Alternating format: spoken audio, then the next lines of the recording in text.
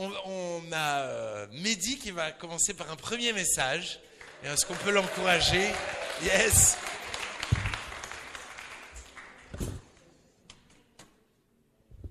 Yes. Soyez à l'aise, ça va aussi me mettre à l'aise. Soyez hyper à l'aise. Vraiment, ça va m'aider, croyez-moi.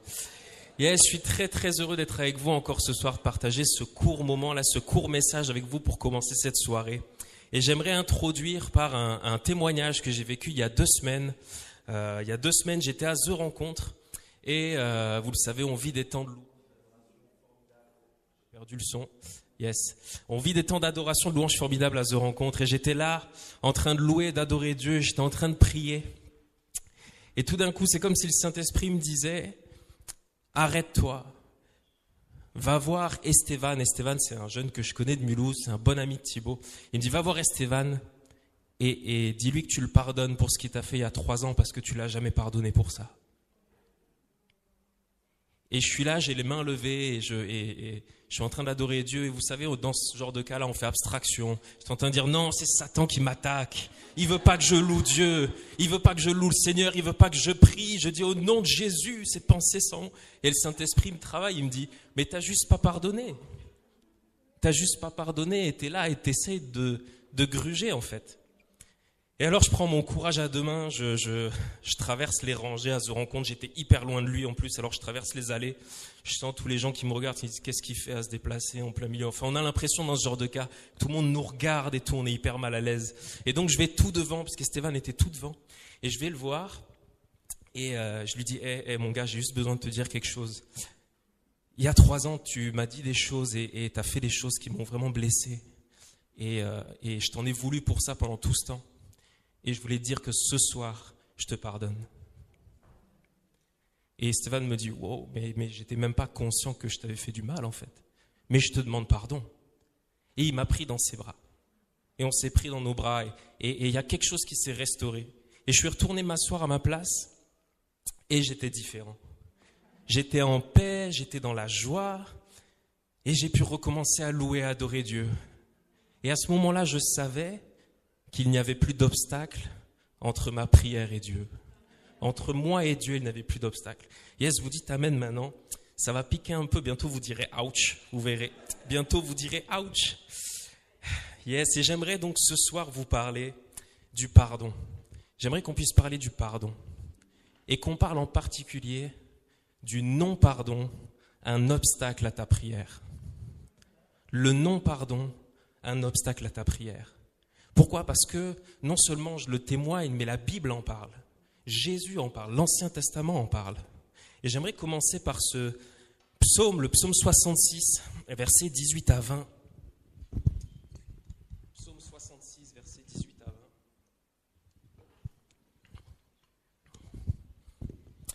Si j'avais conçu l'iniquité dans mon cœur, le Seigneur ne m'aurait pas exaucé.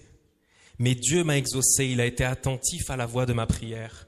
Béni soit Dieu qui n'a pas rejeté ma prière et qui n'a pas retiré sa bonté. Et David fait un lien ici, il fait un lien direct entre son iniquité, son péché et l'exaucement à sa prière. Il y a un lien direct, il y a une corrélation directe. Il sait que Dieu n'aurait pas exaucé sa prière s'il avait péché ou s'il avait commis l'iniquité dans son cœur. Ésaïe 59, les versets 1 et 2. On va lire pas mal de passages.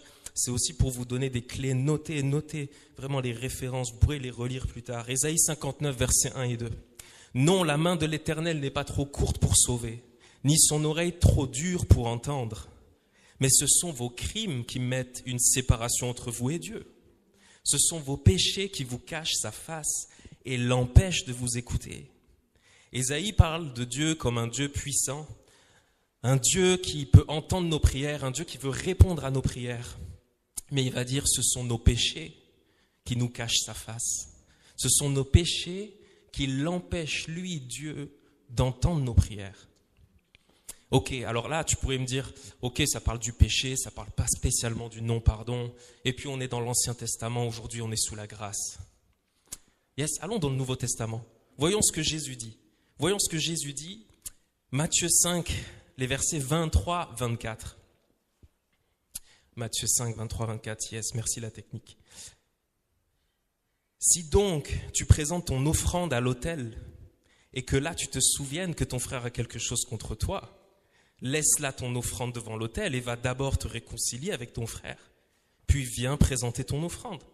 Et c'est un peu ce qui s'est passé avec moi à The Rencontre.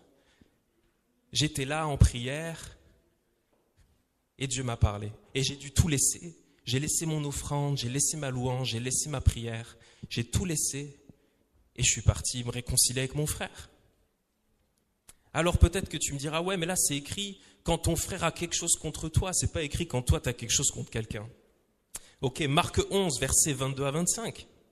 Jésus prit la parole et leur dit, ayez foi en Dieu, je vous le dis en vérité, si quelqu'un dit à cette montagne, ôte-toi de là et jette-toi dans la mer, et s'il ne doute point en son cœur, mais croit que ce qu'il dit arrive, il le verra s'accomplir. C'est pourquoi je vous dis, tout ce que vous demanderez en priant, croyez que vous l'avez reçu et vous le verrez s'accomplir. Restez au verset 24, passez pas encore au 25. C'est un passage qu'on connaît qui est hyper connu. Je veux dire, on aime trop parler de ça, dire mais moi je redonne à ma montagne qu'elle saute de là et qu'elle se jette dans la mer. Je peux tout accomplir avec Dieu. J'ai la foi pour déplacer les montagnes. Mais le verset 25, il pique. Le verset 25, il est directement lié. Et lorsque vous êtes debout faisant votre prière, si vous avez quelque chose contre quelqu'un, pardonnez, afin que votre Père qui est dans les cieux vous pardonne aussi vos offenses. Autrement dit, si tu veux être sûr qu'il n'y a pas d'obstacle entre toi et Dieu, qu'il n'y a pas d'obstacle à ta prière, tu dois pardonner à ton frère, à ta sœur. Tu dois pardonner à ton prochain. On aimerait qu'il existe seulement le verset 23, 24, pas le verset 25, parce que ça nous challenge, parce qu'il y a une corrélation directe entre la prière et l'exaucement à nos prières et notre façon de pardonner à notre prochain, le pardon qu'on accorde à notre prochain. Yes, avançons encore. Matthieu 18, 19, 22. Je vous dis encore que si deux d'entre vous, encore un passage extrêmement connu, si deux d'entre vous s'accordent sur la terre pour demander une chose quelconque, elle leur sera accordée par mon Père qui est dans les cieux. C'est là où deux ou trois sont assemblés en mon nom, je suis au milieu d'eux. Pierre, c'est écrit alors Pierre, quand il eut entendu cela, alors Pierre s'approcha de Jésus et dit, Seigneur, combien de fois pardonnerai-je à mon frère lorsqu'il péchera contre moi? Sera jusqu'à 7 fois? Et Jésus lui dit, je ne te dis pas 7 fois, mais jusqu'à 70 fois 7 fois. C'est fou parce qu'encore une fois, ces deux textes, et j'ai été frappé quand j'ai préparé ce message parce que je ne savais même pas qu'ils étaient l'un derrière l'autre. On lit souvent l'un, on parle de oui, on est 2 ou 3 assemblés en son nom. Oui, merci Seigneur, il répond à nos prières. Il est au milieu de nous. Mais on ne lit pas la suite avec. Et pourtant, on connaît très bien ce passage où Pierre va venir voir Jésus et lui dire, mais qu'est-ce que je dois faire si j'ai un frère qui me fait tout le temps du mal, si je dois tout le temps pardonner, combien de fois je dois le pardonner? Mais il y a un lien ici, il y a un lien. Et si je peux paraphraser un petit peu, c'est comme si justement Pierre entendait Jésus parler, il l'entend parler de ça, d'un Dieu qui répond aux prières, quand on prie à plusieurs, quand on prie seul, ce Dieu qui répond, ce Dieu qui exauce. Et Pierre est là, il se dit, mais moi j'ai quand même un souci, il faut que j'aille le voir.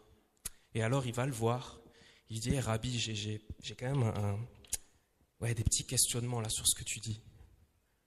C'est que moi je suis embrouillé avec quelqu'un en fait, et je me dis, mais si je prie, est-ce que tu vas répondre? Est-ce que Dieu va répondre en fait? Et combien de fois je dois lui pardonner? Combien de fois je dois lui pardonner? Et Jésus va dire, mais tu dois pardonner autant de fois que nécessaire. Tu dois pardonner 1 fois, 2 fois, 3 fois. Ce n'est pas une question de nombre, tu dois pardonner autant de fois que nécessaire. Maintenant, tu te dis, ok, je dois pardonner autant de fois que nécessaire. C'est bien beau, Mehdi, mais tu ne sais pas ce que j'ai vécu, tu ne sais pas par où je suis passé. Tu me lis des versets bibliques, ok, c'est bien. Mais tu ne sais pas ce que j'ai vécu. Comment est-ce que je peux pardonner? Comment est-ce que je pourrais pardonner? Je suis bloqué dans ma rancune, je suis bloqué dans mon amertume, je suis bloqué depuis des années, je ne vois pas la sortie. Comment je me sors de là? Comment je me sors de là? Comment arriver à pardonner? Éphésiens 4, versets 31-32. Que toute amertume, toute animosité, toute colère, toute clameur, toute calomnie et toute espèce de méchanceté disparaisse du milieu de vous. Soyez bons les uns envers les autres, compatissants, vous pardonnant réciproquement. Et c'est là la clé. Comme Dieu vous a pardonné en Christ. Vous pardonnant réciproquement comme Dieu lui-même vous a pardonné en Christ. Autrement dit, tu ne peux pas pardonner les autres si tu n'as pas compris ce que Jésus t'a pardonné. Tu ne peux pas pardonner aux autres si tu n'as pas conscience de ce que Dieu t'a pardonné.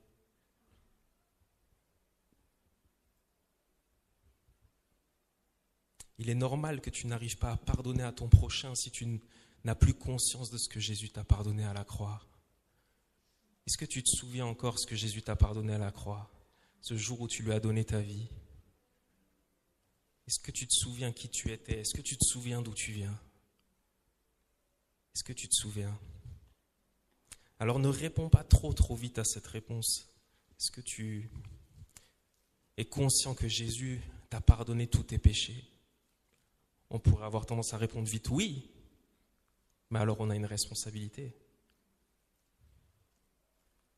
Et si je peux déjà demander à l'équipe de remonter tranquillement, de commencer juste à jouer. J'aimerais lire un dernier passage, une parabole pour illustrer ça. Jésus va le dire très bien dans cette parabole. Matthieu 18, les versets 23 à 33. C'est pourquoi le royaume des cieux est semblable à un roi qui voulut faire rendre compte à ses serviteurs. Quand il se mit à compter, on lui amena un qui devait 10 000 talents. 10 000 talents, ça représente à peu près aujourd'hui, alors j'ai tenté une conversion, vous me direz ça vaut ce que ça vaut, mais c'est à peu près 6 milliards d'euros. 6 milliards d'euros, si on voit à la baisse, c'est même quelques milliards d'euros. Et ça s'estime en milliards d'euros. Comme il n'avait pas de quoi payer, son maître ordonna qu'il fût vendu, lui, sa femme, ses enfants et tout ce qu'il avait, et que la dette fût acquittée. Le serviteur, se jetant à terre, se prosterna devant lui et dit « Seigneur, aie patience envers moi et je te paierai tout. » Ému de compassion, le maître de ce serviteur le laissa aller et lui remit la dette. Après qu'il fut sorti, ce serviteur rencontra un de ses compagnons qui lui devait 100 deniers, à peu près 10 000 euros. À peu près 10 000 euros. Il le saisit, il l'étranglait en disant « Paie ce que tu me dois ». Son compagnon, se jetant à terre, le suppliait, disant « Aie patience envers moi et je te paierai ». Mais l'autre ne voulut pas et il alla le jeter en prison, jusqu'à ce qu'il lui payait tout ce qu'il devait. Ses compagnons, ayant vu ce qu'il était arrivé, furent profondément attristés et ils allèrent raconter à leur maître tout ce qui s'était passé. Alors le maître fit appeler ce serviteur et lui dit « Méchant serviteur, je t'avais remis en entier ta dette parce que tu m'en avais supplié. Ne devais-tu pas aussi avoir pitié de ton compagnon, comme j'ai eu pitié de toi? Ne devais-tu pas aussi avoir pitié de ton compagnon, comme j'ai eu pitié de toi ?» Cet homme fut acquitté d'une grande dette, une dette qui était impossible à rembourser. Impossible à rembourser en une vie. Il aurait fallu plusieurs vies pour qu'il puisse toucher cela et rembourser. Il a eu une grâce immense d'être acquitté, une grâce immense. Ça aurait dû être lui-même, sa femme, ses enfants qui auraient dû être vendus. Et il est reparti libre. Il est reparti complètement libre. Et à peine sorti, c'est écrit, après qu'il fut sorti, il a été incapable de faire grâce à son prochain. Incapable de faire grâce, incapable de pardonner à quelqu'un qui lui devait à peine quelques euros, à peine quelques pièces. Et mon frère, ma sœur, ce passage nous parle énormément, ce passage parle de nous. Ce passage parle de nous. Tu as été racheté à un grand prix. Tu as été pardonné d'une dette inestimable, pardonné d'une dette que tu n'aurais jamais pu payer. Et je me mets dans l'eau. Je me mets dans l'eau. Et on est comme ce serviteur qui oublions tellement vite. On oublie tellement vite d'où on vient. On oublie tellement vite à quel point Jésus nous a rachetés, nous a pardonné ce qu'il nous a pardonné. Et alors on devient dur avec notre prochain. Tu donnes ta vie à Jésus, tu dis merci Seigneur, tu as pardonné tous mes péchés. 1 an plus tard, tu fais déjà la tête parce que quelqu'un ne dit pas bonjour à l'église.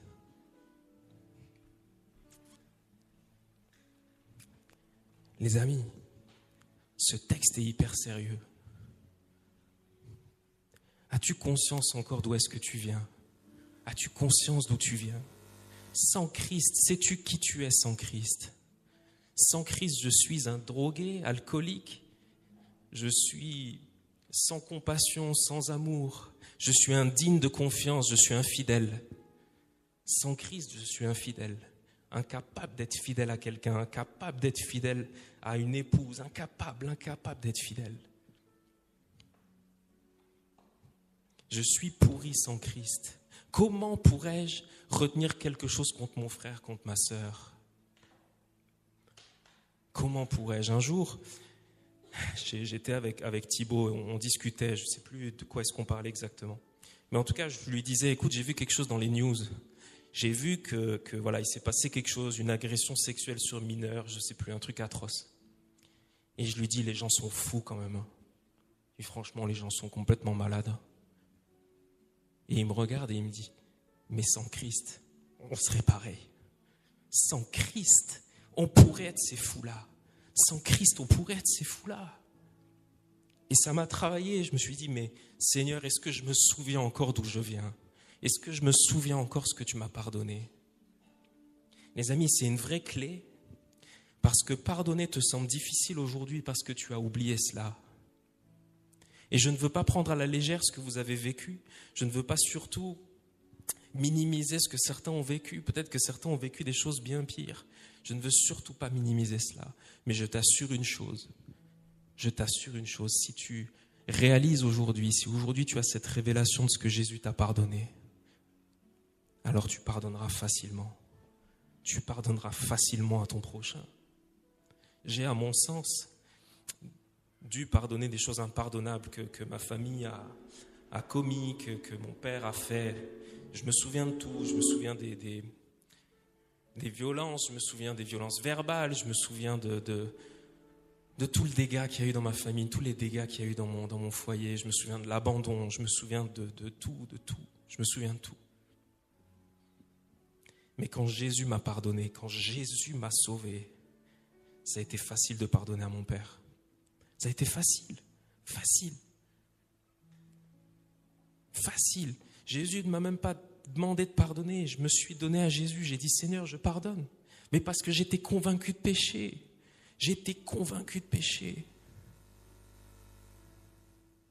Quand tu es convaincu de péché, alors tout te semble tellement minime.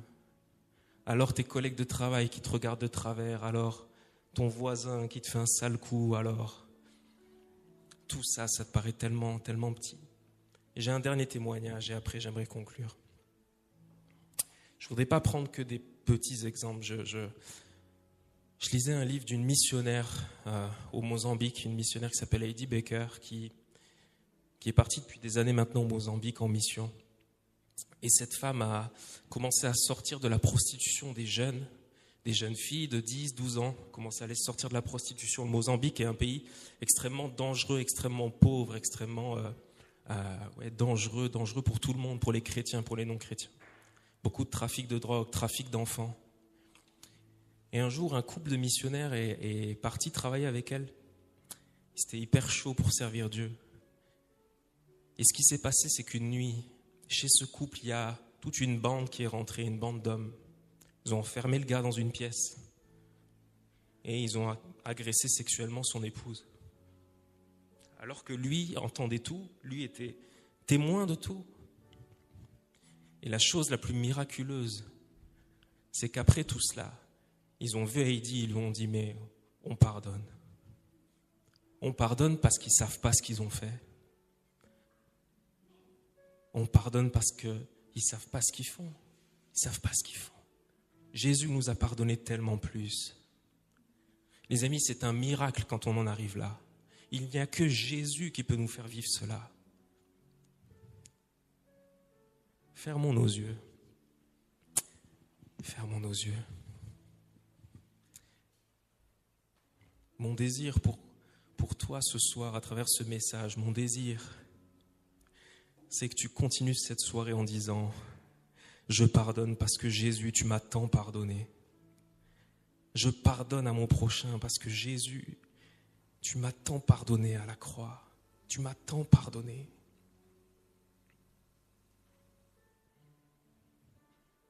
Et j'aimerais faire un appel ce soir.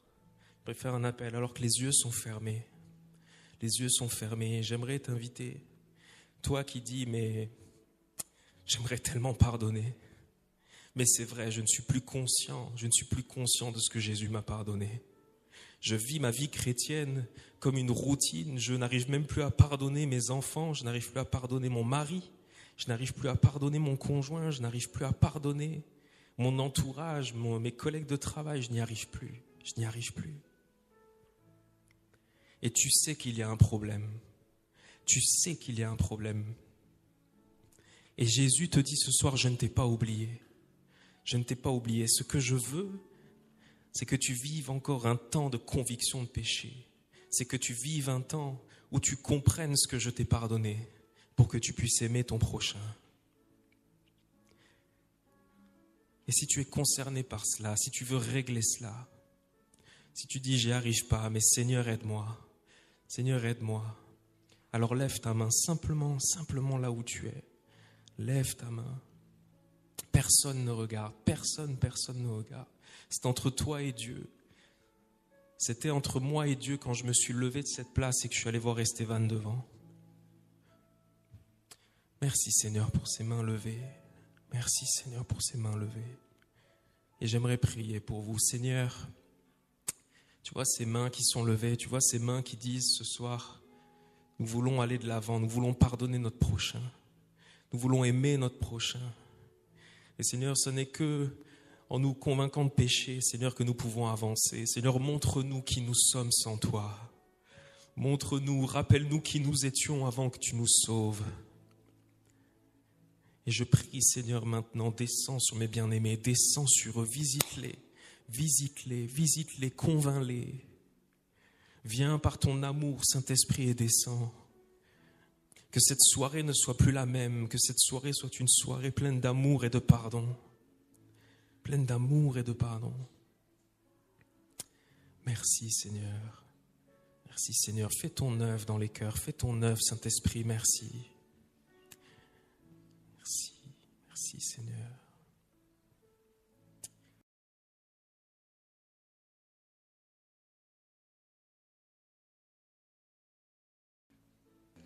Yes, je suis arrivé en retard parce que ma femme est arrivée en retard. Et alors que ma femme est arrivée en retard, la première chose qu'elle me demande, c'est est-ce que tu m'en veux, est-ce que tu es en colère? Je lui ai dit non. Elle dit vraiment, est-ce que tu n'es pas en colère? Je dis non, je ne suis pas en colère. Mais j'aurais pu. Mais j'ai fait le choix d'être reconnaissant. De plutôt que de me plaindre que ma femme était en retard, d'être reconnaissant du temps que je pouvais passer avec mes filles. Reconnaissant de ce que j'ai une femme. Reconnaissant de ce que j'ai un appartement. Et tout d'un coup, j'ai commencé à méditer sur ces choses-là. Et quand elle est arrivée, j'étais en train de chatouiller mes filles, j'étais en train de rigoler, j'étais hyper à l'aise. Alors que Dieu sait combien pour moi. Ah, moi, ça me rend fou. Hein. Quand tout d'un coup, j'ai un truc où je dois être à l'heure et tout ça, et puis il y a quelqu'un qui vient, ça me rend fou. Et ça m'a rappelé le jour de mon mariage. Jour de mon mariage, j'ai demandé à ma femme, je lui ai dit, je suis flex sur tout, sauf sois à l'heure. Il peut tout arriver, tu peux tout me faire, mais je te demande une chose, une seule chose qui me tient à cœur, c'est sois à l'heure. L'heure arrive, j'ai confiance en ma femme, je lance la cérémonie. Et tout d'un coup, quelqu'un vient me dire, mais elle n'est pas là. Elle n'est pas là.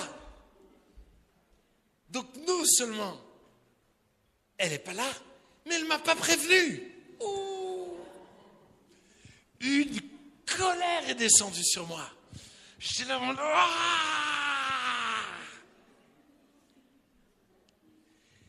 et tout d'un coup, un choix est venu de me dire, ou je commence à être reconnaissant, ou je pourris mon mariage. Ou je choisis d'être reconnaissant de ce que j'ai, de ce que je vais vivre, ou je me fais voler ce moment-là.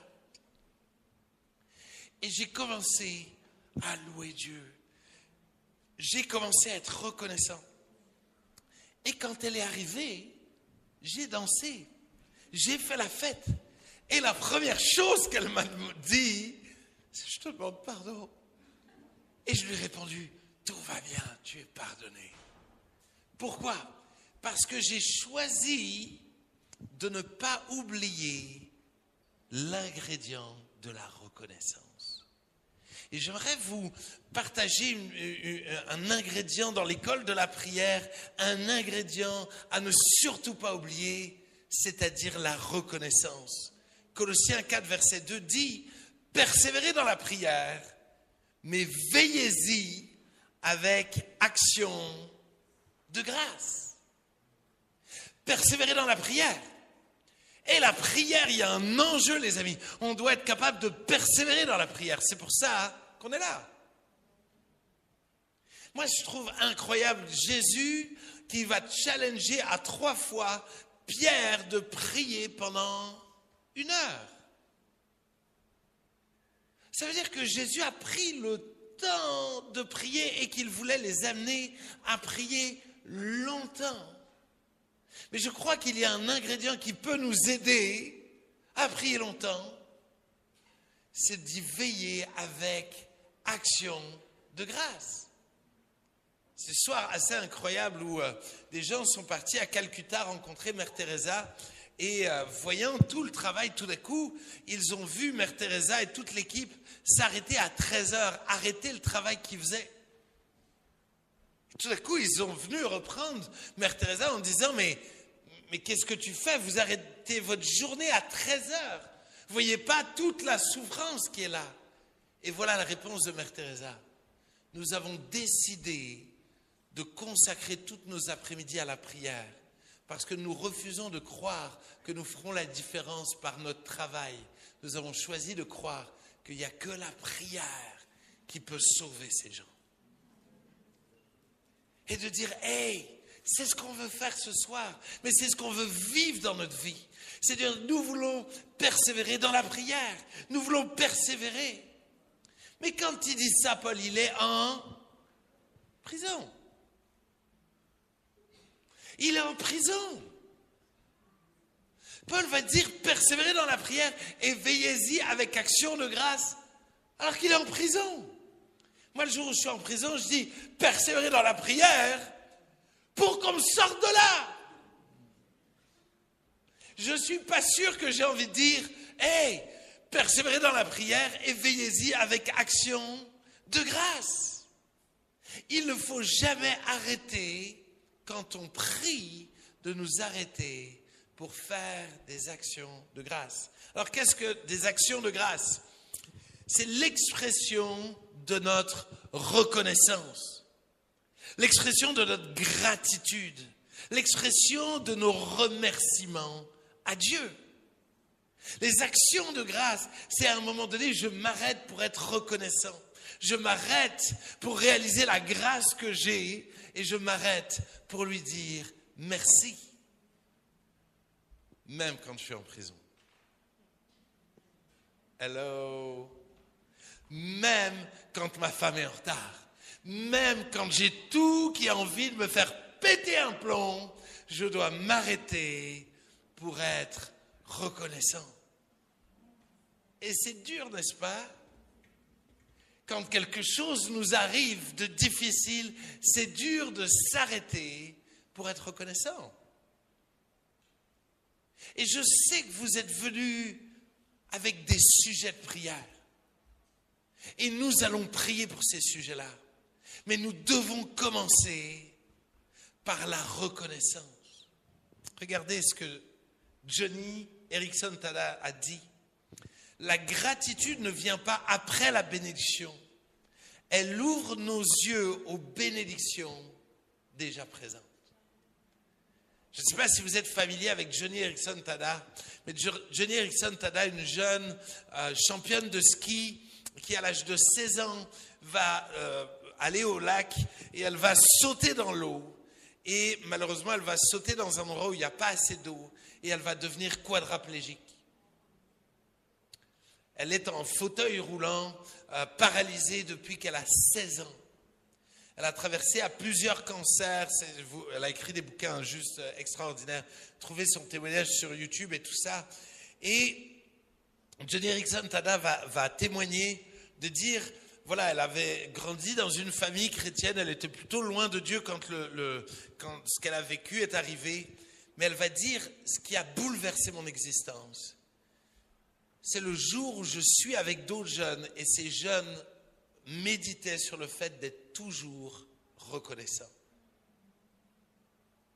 Et tout d'un coup, presque de les envoyer balader en disant, mais comment vous pouvez me dire ça? Comment vous pouvez me dire ça? Ma vie est ruinée et vous me dites d'être toujours reconnaissant. Et tout d'un coup, les autres de dire, mais c'est la Bible qui nous le dit. C'est Dieu qui nous le demande. Et tout d'un coup, elle était en colère. Elle est rentrée chez elle en colère. Et elle n'a pas dormi de la nuit en colère. Et au matin, elle a capitulé. Elle a dit, Dieu, je ne comprends pas tout ce qui m'arrive. Mais je choisis d'être reconnaissant de ce que je peux maintenant me tourner vers toi. Et Joni Eareckson Tada a littéralement changé le monde. Elle a pu venir au secours de prisonniers, elle a peint des tableaux, elle a soutenu des milliers de gens, elle a pu prêcher à l'ONU, elle a prêché dans des endroits où on ne rentrerait jamais. Écrit des bouquins bouleversants qui ont encouragé tant de gens souffrants. Je crois que nous devons réapprendre la reconnaissance. Nous devons réapprendre à ajouter cet ingrédient-là dans nos prières. Nous devons laisser s'installer dans nos prières cette reconnaissance. Premier point, c'est pour toute chose. Éphésiens 5, verset 20 dit « Rendez continuellement grâce pour toute chose à Dieu le Père au nom de notre Seigneur Jésus-Christ. » Pour toute chose. Je dois être capable de rendre grâce pour tout ce qui va bien. Mais je dois être capable de rendre grâce pour tous mes défis. Je dois être capable de rendre grâce, merci pour le ouch, pour tout ce que j'ai. Mais je dois être capable de rendre grâce pour tout ce que je n'ai pas. Je dois être capable de rendre grâce pour tout ce que j'ai vécu. Et je dois être capable de rendre grâce pour tout ce qu'il m'a promis. Je dois apprendre à être capable de rendre grâce pour toute chose. Pour toute chose. En toute chose. 1 Thessaloniciens 5, verset 16 dit « Soyez toujours joyeux, priez sans cesse, et rendez grâce en toutes choses, car c'est à votre égard la volonté de Dieu en Jésus-Christ. » Toujours joyeux, priez sans cesse, rendez grâce en toutes choses. Voilà 3 ingrédients de nos vies. Comment le vis-tu? Est-ce que tu as appris à être reconnaissant quand les choses ne vont pas bien? J'oublierai jamais ce moment de ma vie alors que on vient de me cambrioler mon sac avec mes papiers et tout ça. Et la première chose que j'ai dit, mais Seigneur Jésus, ces gens ne te connaissent pas. Ils sont tellement plus malheureux que moi. Viens les secourir, viens les bénir. Merci de ce que je suis ton enfant. Merci de ce que toi, tu vas pourvoir à mes besoins. Eux sont malheureux. Eux, aujourd'hui, ont un double problème. Non seulement ils ne te connaissent pas, mais ils ont fait du mal à un de tes enfants. Mais quelle grâce pour moi. Encore aujourd'hui, je suis surpris de moi-même. D'avoir pu bénir ceux qui m'avaient volé, d'avoir pu être reconnaissant dans un moment où tout aurait pu me faire péter un câble. Mais le iPad qu'on m'a volé ce jour-là, le lendemain, on m'a offert un nouvel iPad, pardon. C'est-à-dire que Dieu derrière, il gère. C'est pour ça que tu peux être reconnaissant. C'est parce que tu as un Dieu qui gère, qui connaît ta souffrance. Et c'est pour cela que tu peux être reconnaissant de ton Dieu et de ce que même cette souffrance va servir à ton bien. Parce que tout concourt à ton bien. Même la souffrance. Demandez à Joseph. Tout concourt à ton bien. Même ta voiture qui tombe en panne, même tes galères de voisinage, tout concourt à ton bien. Et c'est pour cela que nous devons nous arrêter pour être reconnaissants. Deuxième point, c'est être reconnaissant pour les hommes, pour tous les hommes. 1 Timothée 2, verset 1. J'exhorte donc avant toute chose à faire des prières, des supplications, des requêtes et des actions de grâce pour tous les hommes.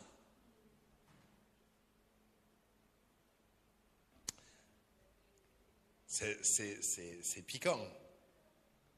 Ça veut dire que je dois prier pour tout le monde, pour tous les hommes. Et ma compréhension, c'est que je dois prier pour tous les hommes que Dieu a placés autour de moi. Mais la question, c'est quand la dernière fois que tu as remercié Dieu pour tous les hommes, tous les humains que Dieu a placés autour de toi.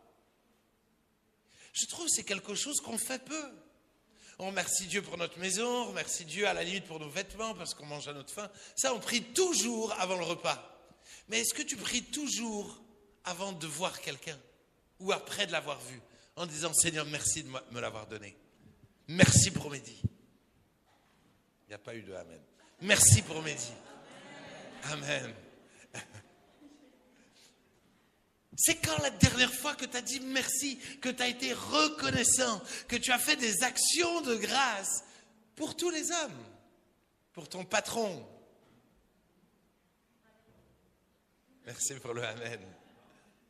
Pour ta famille. Moi, c'est quelque chose que j'essaye de faire très régulièrement. J'ai une famille très compliquée. J'essaie très régulièrement de dire « Dieu, je te remercie pour ma famille. Merci de m'avoir placé dans ma famille. Merci, je veux les bénir, je veux prier pour leur combat, mais je veux choisir d'être reconnaissant pour ma famille. Si je suis ce que je suis aujourd'hui, c'est parce que Dieu m'a placé dans cette famille. Oui, ça a été difficile, mais de ce difficile, il y a de bonnes choses que Dieu a faites et fait ressortir de moi. Est-ce que tu dis merci à Dieu pour les gens que Dieu a placés autour de toi? 1 Thessaloniciens 1, verset 2 dit « Nous rendons continuellement grâce à Dieu pour vous tous, faisant mention de vous dans nos prières. » Et continuellement, je rends grâce à Dieu pour vous. Mais oui, je prie pour vous. Oui, il y a des combats. Oui, il y a des choses. Je dois me battre pour vous. Mais je m'arrête d'abord pour dire merci. Merci pour vous. Merci que Dieu m'a donné les gens qui sont autour de moi. Ça va? Troisième point, face à nos angoisses. Face à nos angoisses, je dois apprendre à dire merci. Ne vous inquiétez de rien, mais en toute chose, faites connaître vos besoins à Dieu par des prières et des supplications, avec des actions de grâce. Et la paix de Dieu qui surpasse toute intelligence gardera vos cœurs et vos pensées en Jésus-Christ. Ne vous inquiétez de rien, mais en toute chose, faites connaître vos besoins à Dieu par des prières et des supplications avec des actions de grâce. Et quand je fais cela, la paix de Dieu qui surpasse toute intelligence garde mon cœur et mes pensées en Jésus-Christ. En d'autres termes, face à mes besoins, face à mes inquiétudes, face à mes pensées, je dois faire 3 choses. Prier, supplier et remercier. Quand tu as des angoisses, prie, supplie et remercie. Je ne peux que t'encourager. Toi qui as des galères et puis tout d'un coup tu as des cauchemars, tout ça. Et oui, prie et supplie, mais n'oublie pas de remercier. N'oublie pas de célébrer que ton nom est inscrit dans le livre de vie. N'oublie pas de célébrer tout ce qu'il a déjà fait dans ta vie. Rends grâce à Dieu pour ce qu'il a fait, pour ce qu'il est, pour ce qu'il t'a promis. Rends grâce à Dieu de ce que ton nom est inscrit dans le livre de vie. Rends grâce à Dieu. Au milieu de la nuit, au milieu de tes angoisses, au milieu de tes peurs, au milieu de tes besoins, quand c'est Bagdad dans tes pensées et qu'il y a des combats, tu dois t'arrêter pour faire des actions de grâce. Et je prie que ça devienne un réflexe. Parce que vraiment, en étudiant ça, je me suis dit, purée, mais c'est vraiment une clé. C'est une clé de tous les jours. Dès qu'il m'arrive un truc, prier, c'est déjà plus un réflexe pour nous. Souvent, on se plaint. Mais certains, vous avez déjà progressé, vous êtes au stade de la prière, c'est bien. Mais je crois qu'il y a le stade suprême, c'est tout d'un coup de s'arrêter et d'être reconnaissant. C'est chaud au travail, je vais aux toilettes, je commence par être reconnaissant. Mais si tu commences à faire ça, mais toutes tes émotions vont s'aligner à la joie de la gratitude que tu as. Tout d'un coup, tout va être bouleversé. C'est pour ça qu'on parle de cette paix qui surpasse toute intelligence, qui commence à descendre en toi. Mais parce que tout d'un coup, tu médites sur la grandeur de Dieu, sur les bienfaits de Dieu, sur ce qu'il a fait d'extraordinaire dans ton passé, sur ce qu'il est extraordinaire et sur ce qu'il a promis d'extraordinaire. Tout d'un coup, tu nourris ta tête, tu nourris ton cœur, tu nourris ta vie de ses bienfaits. Nous devons réapprendre. J'avance un peu, je saute quelques versets. Face à l'impossible. 4e point, face à l'impossible. Jean 11, verset 38 à 44. Vous n'êtes pas prêts. Jean 11, verset 38 à 44. Jésus, frémissant de nouveau en lui-même, se rendit au sépulcre. C'était une grotte. Et une pierre était placée devant. Jésus dit, ôtez la pierre. Marthe, la sœur du mort, lui dit, Seigneur, c'est chaud, il sent déjà. Ça fait 4 jours qu'il est mort. Tu ne sais pas ce que tu fais là. Jésus lui dit, ne t'ai-je pas dit que si tu crois, tu verras la gloire de Dieu. Ils ôtèrent donc la pierre. Et Jésus leva les yeux en haut et dit, Père, je te demande que... Père, je te rends grâce de ce que tu m'as exaucé.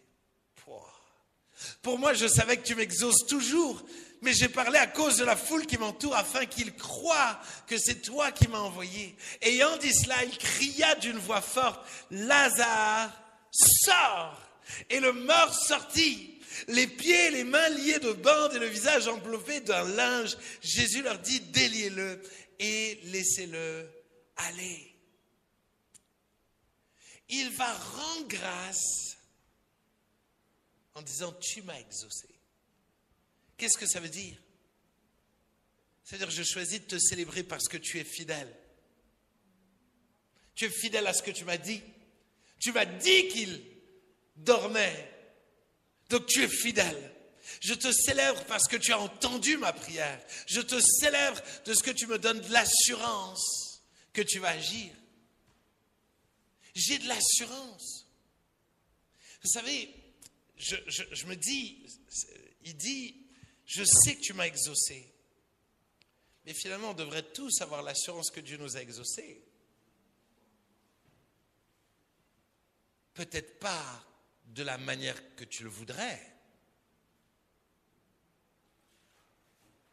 Mais tu sais qu'il t'a exaucé. Pourquoi? Parce qu'il est un bon père qui sait mieux que toi ce qu'il y a de bon pour toi. Tu sais que ce qu'il va faire est forcément bon pour toi. Donc nous pouvons toujours, à chaque fois qu'on prie, rendre grâce à Dieu de ce qu'il nous a exaucé. Et que son exaucement est parfaitement et entièrement bon. Mais c'est fou parce que Jésus va rendre grâce à voix haute. Et voilà ce qu'il va dire. Il va dire, je ne le fais pas juste pour moi, je le fais pour les gens autour de moi. Parce que quand je rends grâce à Dieu, ça encourage les autres à croire. Ça encourage les autres à croire. Mais quand je rends grâce à Dieu, ça inspire les autres à reproduire cela. Grâce à Jésus, on va rendre grâce à Dieu ce soir. Parce qu'il a osé faire cette prière de rendage de grâce, ça ne se dit pas, mais voilà, vous m'avez compris, de gratitude, pardon. Alors tout d'un coup, ça nous donne envie de faire pareil. Il nous a inspirés, et c'est pour cela qu'on prie à voix haute. On a eu des sujets peut-être un peu plus privés tout à l'heure. Maintenant, on va sortir du privé, et on va prendre le temps, et je spoil un petit peu, mais on va prendre un premier temps où on va rendre grâce à Dieu. Les uns après les autres, on va faire des groupes. Et tout ce que je vais te demander, c'est de rendre grâce à Dieu pour ce qu'il a fait dans ta vie. Tu vas témoigner en prière. On manipule, on va vraiment le dire à Dieu. Mais on sait que quand on le dit à Dieu, il n'est pas rentré dans les détails, on est d'accord ? Donc on n'est pas obligé non plus d'aller dans tous les détails. Mais on va rendre grâce à Dieu et en même temps ça va booster la foi de tout le monde. Tout le monde va être encouragé là. Et on va rendre grâce à Dieu les uns après les autres pour ses promesses, pour ce qu'il a fait. Et on va se nourrir et nourrir notre foi face à l'impossible. Dernier texte.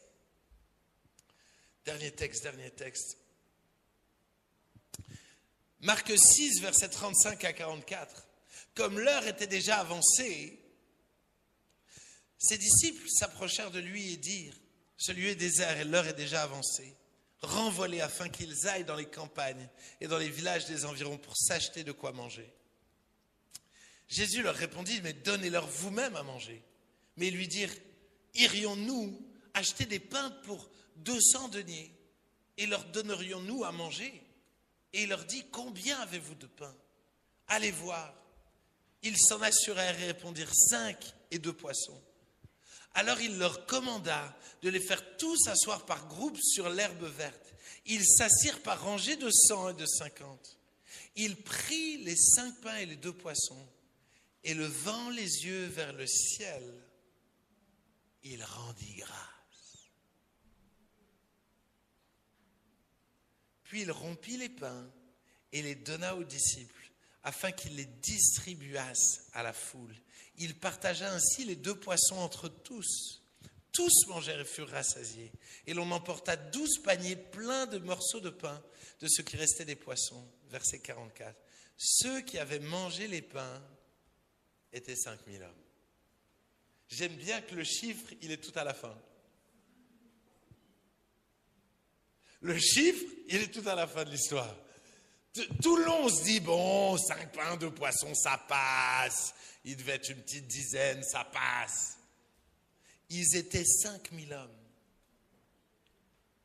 Ce que j'aime avec ce texte, et ça rejoint le texte d'avant, c'est quand tu rends grâce, tu décides de regarder au ciel plutôt qu'aux circonstances.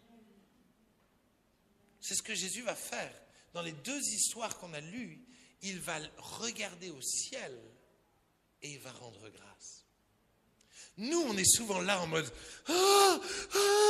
tu vois mes galères d'argent, tu vois mes galères de travail, tu vois mes galères de couple, tu vois mes galères. Et on a les yeux rivés sur nos galères. Et ce qu'il va faire, c'est qu'il va décider de regarder au ciel et de rendre grâce pour ce qu'il a plutôt que pour ce qu'il n'a pas. Il va rendre grâce pour ce qu'il a. Et ton couple, c'est difficile. Mais avant de prier pour tout ce qui ne va pas, remercie Dieu pour tout ce qui va. Pour tout ce que vous avez déjà vécu d'extraordinaire. Ne te focalise pas juste sur ce qui ne va pas, juste sur les miracles que tu aimerais voir. Focalise-toi sur ce que tu as déjà. Regarde au ciel et rends grâce pour tout ce qu'il t'a déjà donné. Regarde à lui. C'est absolument extraordinaire, cette histoire de George Muller. J'imagine que vous l'avez déjà entendu, mais George Muller était un homme de Dieu qui a décidé de ne jamais demander d'argent. Et pourtant, il a créé plusieurs orphelinats avec des milliers d'enfants. Et il ne demandait jamais d'argent à personne. Il a dit, Dieu, si tu veux que je fasse des orphelinats, c'est toi qui pourvois. Nous, aujourd'hui, j'entends plus beaucoup de gens qui parlent comme ça. Hein. On fait des demandes d'argent à droite, à gauche. Hein, vous les voyez sur Internet, vous les recevez. Hein, voyez la différence. C'est que Dieu nous aide. Voilà. Bref. Et un jour, il n'y a plus rien dans le frigo. Mais il va dire aux enfants, mettez la table. Mais il n'y a rien. Mais il leur dit, mettez la table. Et alors que midi approche, il va faire asseoir tous les enfants et il va remercier Dieu pour le repas. Et au moment où il dit Amen, ça sonne. Et tout d'un coup, un monsieur vient embêter en disant, mon camion de lait vient de tomber en panne.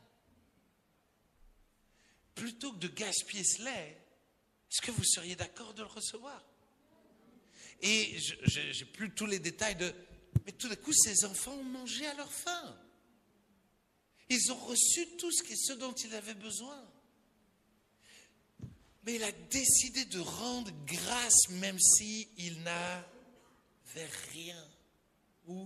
Pas grand-chose. Il avait des assiettes, il avait des verres. Il a décidé de rendre grâce. J'aimerais vraiment que nous puissions prendre ce temps-là.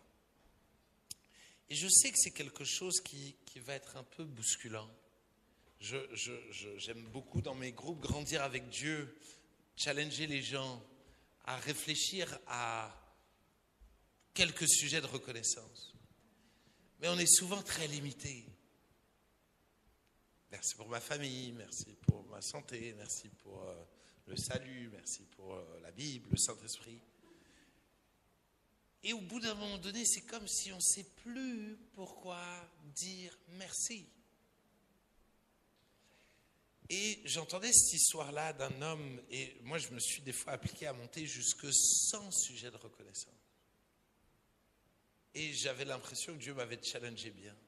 Et un jour, j'entends le témoignage de quelqu'un qui, tout d'un coup, commençait à faire un puzzle de 7000 pièces. Et Dieu lui a dit, je veux que tu me trouves 7000 sujets de reconnaissance. Je ne connais pas cette personne-là, mais l'histoire que j'ai entendue dit qu'il a pris le temps de méditer sur 7000 sujets de reconnaissance. Et je prie Dieu que ce soir, peut-être on ne va pas aller aux 7000. Je vous ai dit 8h30, je dois partir, d'accord? Mais et si je pouvais dire, ok Seigneur, je veux ressusciter des miracles que tu as déjà fait dans ma vie. Je veux ressusciter des promesses que j'ai entendues et te dire merci pour telle promesse, telle promesse, telle promesse, telle parole que tu m'as dit, telle chose que tu as déjà fait dans ma vie, telle chose que tu as déjà fait dans mon église, telle chose que... Prends le temps et je prie que Dieu nous aide à ressusciter toutes ces choses qu'il a faites, toutes ces choses qu'il a promises, toutes ces choses qu'il est, toutes ces choses. Nous voulons nourrir notre gratitude, notre reconnaissance. Et nous allons faire des actions de grâce. Et ensuite, nous aurons un temps où nous allons prier pour nos sujets. Le texte dit, oui, il y a la prière, il y a la supplication, avec des actions de grâce. Nous décidons aujourd'hui de commencer. D'habitude, à la limite, la reconnaissance, c'est une fois que le miracle est passé. Ça, à la limite, ça va. Ça va. On s'en sort pas trop mal.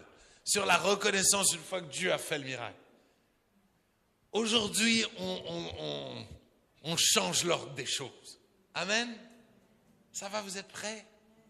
Yes, laissez-moi prier pour ce moment et après on va faire des petits groupes.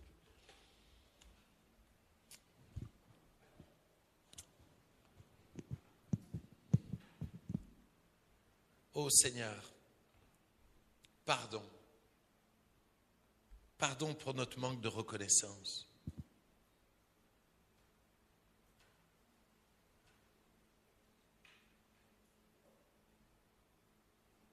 Si nous étions plus reconnaissants, nous serions tellement moins stressés, beaucoup plus paisibles, beaucoup plus cool les uns avec les autres. Pardon, Seigneur, pour toutes les fois où on se plaint. Pardon pour toutes les fois où nous sommes ingrats. Si je disais que je trouve qu'on n'est pas trop mal une fois que tu as répondu, c'est même pas complètement vrai. Nous passons vite à autre chose. Nous oublions vite.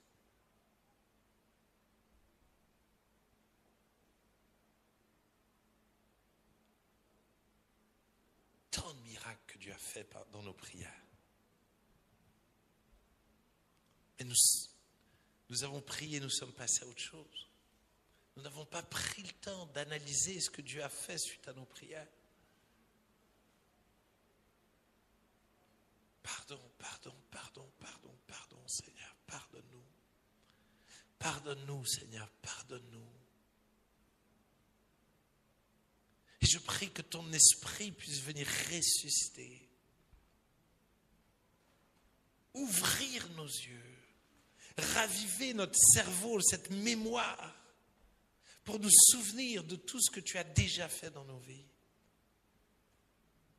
Mais je prie que tu ouvres nos yeux pour que nous puissions te remercier pour tout ce que nous avons.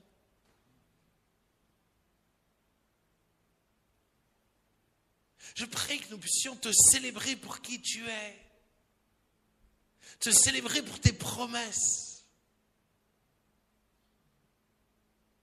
Je prie que ce moment soit un moment de joie, un moment d'espérance, un moment de méditation et de proclamation de toutes les grâces que tu nous as données. Je prie que nous puissions te dire merci abondamment ce soir. Je prie qu'on le dise vraiment de tout notre cœur. Je prie que nos cœurs soient nourris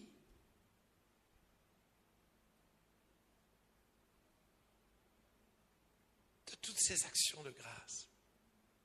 Conduis-nous, donne-nous du courage d'oser dire les choses à voix haute, d'oser témoigner à voix haute. Et alors que nous allons proclamer ces actions de grâce,